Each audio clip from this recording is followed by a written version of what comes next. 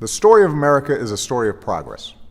It's written by ordinary people who put their shoulders to the wheel of history to make sure that the promise of our founding applies not just to some of us, but to all of us. Farmers and blacksmiths who chose revolution over tyranny. Immigrants who crossed oceans and the Rio Grande. Women who reached for the ballot, and scientists who shot for the moon. The preachers and porters and seamstresses who guided us towards the mountaintop of freedom. Sometimes we can mark that progress in special places, hallowed ground where our history was written. Places like Independence Hall, Gettysburg, Seneca Falls, Kitty Hawk, and Cape Canaveral. Well, one of these special places is the Stonewall Inn. Back in 1969, as a turbulent decade was winding down, the Stonewall Inn was a popular gathering place for New York City's LGBT community.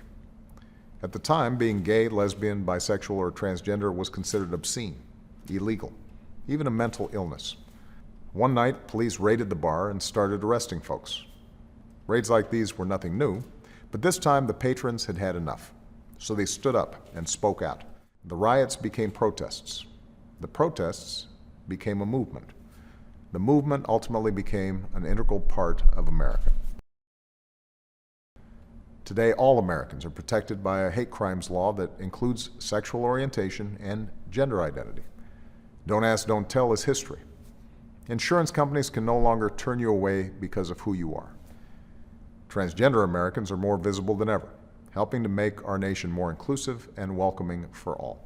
And 1 year ago, this weekend, we lit the White House in every color, because in every state in America, you're now free to marry the person you love.